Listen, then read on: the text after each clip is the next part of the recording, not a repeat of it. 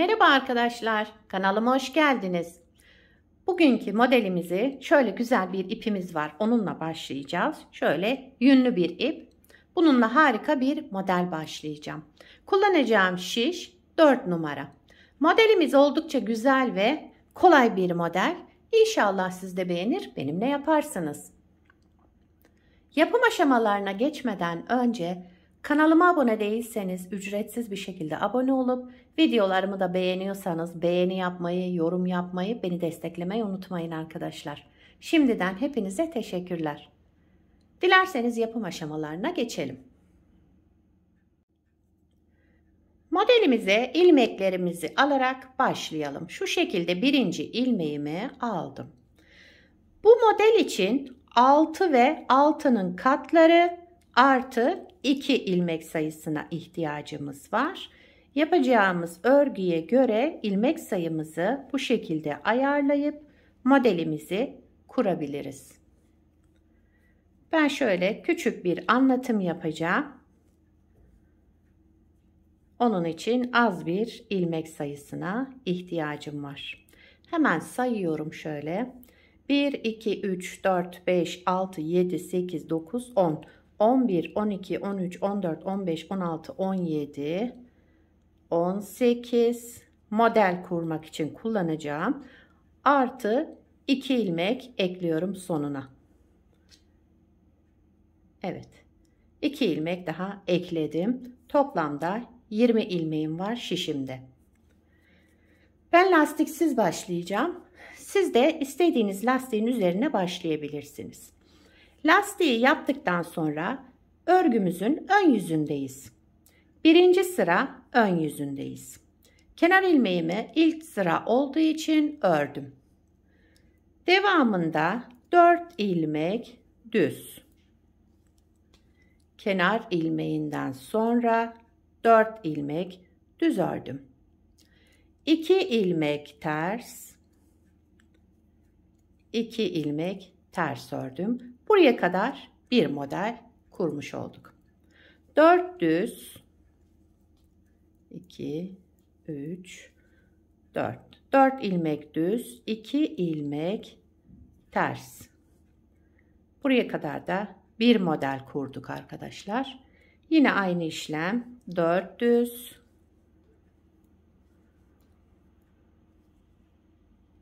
4 ilmek düz ördüm. 2 ilmek ters. Kenar ilmeğimi de ördüm. Birinci sıra ön yüzünde bu işlemleri yaptım. İkinci sıra arka yüzündeyim modelin. Kenar ilmeğimi örmeden aldım. İlmekleri gördüğüm gibi bakın 2 düz ilmeğim var. Düz olarak ördüm. 4 ters ilmek. Düzümüzü düz, tersimizi ters olarak örelim. 2 düz, 2 düz, 4 ters.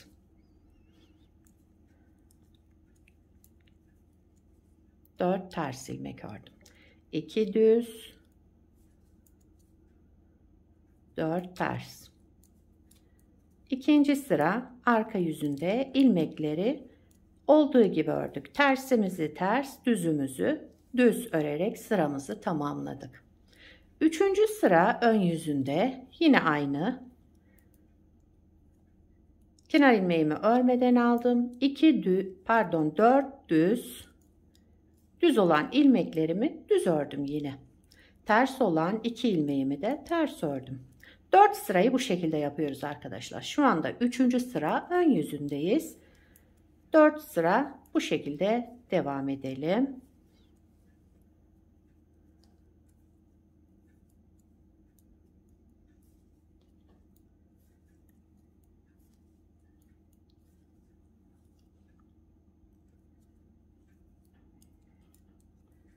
Kenarda 2 ters, bir de kenar ilmeğimi ördüm.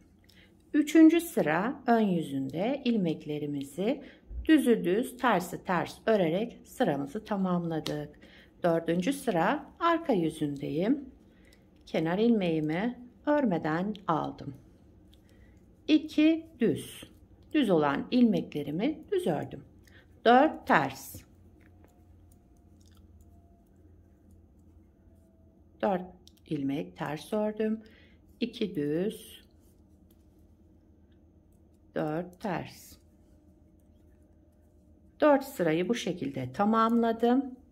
Şimdi 5. sırada modelimizi kaydıracağız. Yani tekrar 4 sıra öreceğiz ama 2 ilmek kaydırarak öreceğiz arkadaşlar. Şimdi onu da göstereceğim. 4. sıra arka yüzünde bu şekilde yaptım. Bakın ön yüzünde şöyle 4 sıramızı tamamlamış olduk. Şimdi modeli kaydırarak kuracağım. 4 sırayı bu şekilde yaptık. Şu anda modeli kaydırarak tekrar kuracağız. Kenar ilmeğimi örmeden aldım. 1, 2 ilmek düz ördüm. Devamındaki bakın 2 ilmek şuradaki düzü ters öreceğim. Buradaki 2 ters ilmeğimi 2 ilmek öne kaydırmış olacağım yani. Bakın şuradaki 2 düz ters ilmeğimi 2 ilmek öne kaydırıyorum. Kaydırma işlemimiz bu. 2 ilmek ters ördüm. Devamında 4 ilmek düz örüyorum. 1, 2, 3, 4 ilmek düz ördüm. Bakın ters olan ilmeğimi 2 ilmek öne kaydırdım. Şöyle. Yine 2 ilmek ters. Son 2 düzümüzü 2 ters olarak örüyorum. Devamında 4 ilmek düz örüyorum. 2 ters, 4 düz. 4 düzün de 2 tanesi buradaki ters ilmek, bir de arkasındaki 2 ilmeği örüyoruz. Son 2 düz ilmeğimi ters örüyorum. Modeli kaydırırken bu şekilde yapalım. 2 ters ilmek ördüm. Devamında 2 düz ilmeğimiz kaldı. Kenar ilmeğimi de ördüm. Modeli kaydırmış olduk. Modeli kaydırdıktan sonra arka yüzündeyiz. 2. sıra arka yüzünde. 4 sırada bu şekilde öreceğiz arkadaşlar. Şu anda 2. sıradayım. Kenar ilmeğinden sonra 2 ters ilmek. Pardon. Evet, 2 ters ilmek, 2 düz ilmek. Yani ilmekleri gördüğümüz gibi yine. Düzü düz, tersi ters örerek devam edelim sıra sonuna kadar.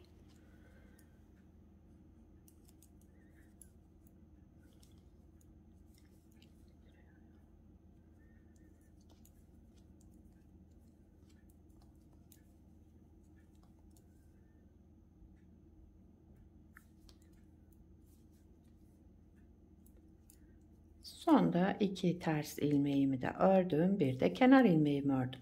2 sırayı bu şekilde tamamladım modeli kaydırdıktan sonra. Her 4 sırada bir modeli kaydırıyoruz. Yani model kaydırma ne demek? Şu ters ilmeğimizi 2 ilmek öne alıyoruz. Şimdi 2 sıra daha yapalım.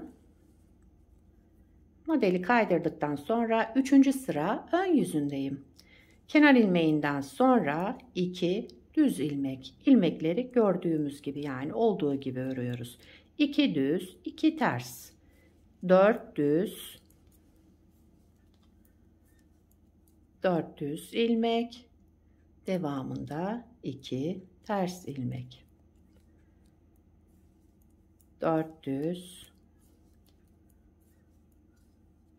2 ters, 2 düz kenarda. Kenar ilmeğimi de ördüm. Ben şöyle 3 model üzerinden anlatıyorum arkadaşlar. Şöyle bir görüntümüz olacak. Son sıradayız. Kenar ilmeğimi örmeden aldım. 2 ters ilmek ördüm. Yani yine ilmekleri olduğu gibi 2 ters ilmek vardı. 2 ters ördüm. 2 düzümüz, 2 düz ördük. 4 ters ilmeğimiz. Bakın şöyle. Devamında 2 düz, 4 ters ilmek.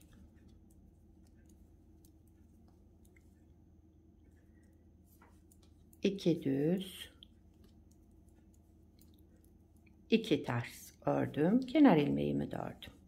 4 sırayı bu şekilde tamamladım. Bakın modeli 2 kez kurmuş olduk. İkinci model kurulumumuzu 2 ilmek kaydırarak yaptık. Şimdi bir kez daha göstereyim hemen. İlk sırasını modeli kaydıracağız. Modelin birinci sıradayız. Bakın buradaki ters ilmeğimi 2 ilmek öne kaydıracağım. Kenar ilmeğinden sonra 2 ilmek ters ördüm. Ters olan ilmeğimi 2 ilmek öne aldım. Devamındaki 4 ilmeğimi de düz örüyorum. 2 ters, 4 düz. Bakın ters ilmeğimiz birinci modelde buradaydı. Daha sonra 2 ilmek öne, daha sonra 2 ilmek daha öne aldım. 4 sırada bir bu işlemi tekrarlıyoruz. Yine son 2 düz ilmeğimi ters örüyorum. 2 ters ilmek ördüm. Devamında 4 düz ilmek ördüm. 4 düz, 2 ters ilmek, 4 düz ilmek. Bu şekilde modeli kaydırarak birinci sırasını yaptık arkadaşlar.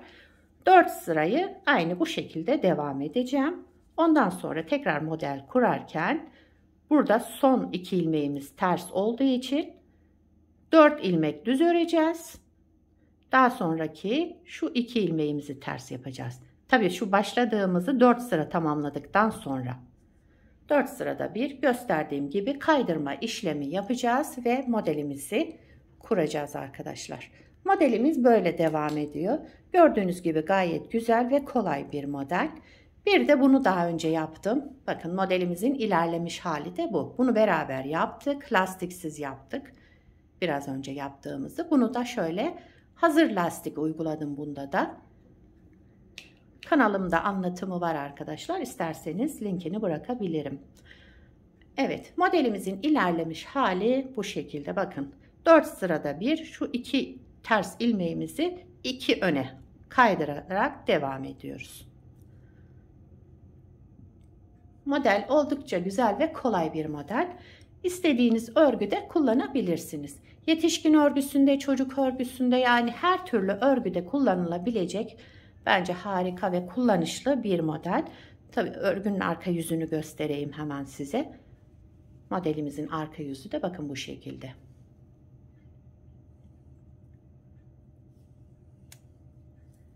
Evet, şöyle bırakayım.